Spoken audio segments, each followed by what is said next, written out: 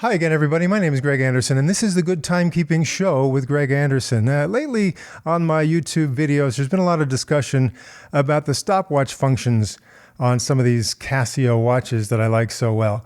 So let's get into some details. First of all, I want to show you the longest duration stopwatches I have. These stopwatches here will run for 1,000 hours each. And if you keep them running, they'll reset to zero and then just keep going. Now, 1,000 hours, that's 41 days plus 16 hours. So in the past, when I've tried to see the moment that they go from 999 hours, 59 minutes, 59 seconds, and reset to zero, I haven't been able to see that because I've lost track after 41 and 2/3 days, right? So finally, I got in a spot where each of these watches, they were almost to the 1,000 hour mark. And so now I'm going to watch with you, record this on video so we can see the moment when we cross the 1,000 hour mark. So I figured 1,000 hours, that means if I started the stopwatch at 6 a.m. on January 1st, I think I calculated that that would be about 10 p.m. on February 11th that they would reach 1,000 hours. And of course, that's why I lost track of it. Here we go. There you go. Oh, it's reset to zero and keeps going. They both did that. So there you go. That's the moment. And one thing that some people would really like about these watches is that you can see the local time while the stopwatch is running in the stopwatch mode. So each of these watches can do that. This is the GW-1000, kind of a budget-friendly watch. That's not a G-Shock, but it does have the triple sensor, altimeter, barometer, compass, and also thermometer. So actually the barometer is what makes the altimeter work. So really the triple sensors, we're talking about thermometer, barometer, and compass. And this one also has those same sensors for compass, barometer, and thermometer. And this one also, again, shows you the local time while it's in the stopwatch mode. So a lot of people really are curious about which watches will show you the local time while in stopwatch mode. So here I have 3 examples of watches which can show you the local time while they're in stopwatch mode. But we're talking analog here, Yeah, of course, the analog hands are always there. So analog hands in stopwatch mode, that's not really what some people are after. Here you've got a little bit of an analog window there, So technically, oh yeah, sure, it's the local time while you're showing the stopwatch running in stopwatch mode. But that's not really what a lot of people are talking about. What a lot of folks had in mind was something like this, a digital watch, and you can see it's kind of small, but there's the local time right there, hours, minutes, seconds, while the stopwatch is running. So each of these watches can do this. These are inexpensive Waveceptor watches, so that's kind of nice. And these will go for 1 hour, and then they reset to zero and keep on going. So instead of 1,000 hours, just 1 hour, you see minutes, seconds, and hundredths of a second. And let's keep watching and watch them change over to zero and keep running.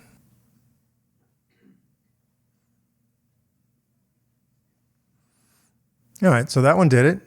How about this one?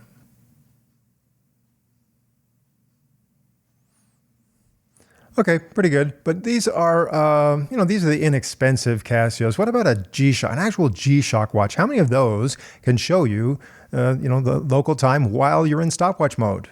These are some popular G-Shock squares, and as you can see, they will show you hours, minutes, seconds, and hundredths of a second in stopwatch mode, but there's no place for them to show you the local time while you're in stopwatch mode. So, even though it's a great stopwatch and it'll show you up to 24 hours, some people are disappointed because they want to see the local time while in stopwatch mode. Now, the good news is each of these watches you see here has been updated. There's an updated version available that they all look just about the same, but there's a new module inside. So the new ones will show you the local time up here in this window.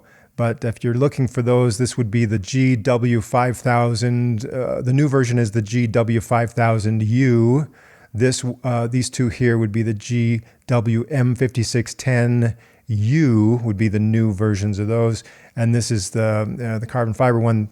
The GW-S5600U would be the new version of that. So if you got the new versions of these, which cost a little bit more because they just came out here in the year 2021, yeah, you could get that stopwatch with local time. But these older versions that have been around for a while obviously don't do that.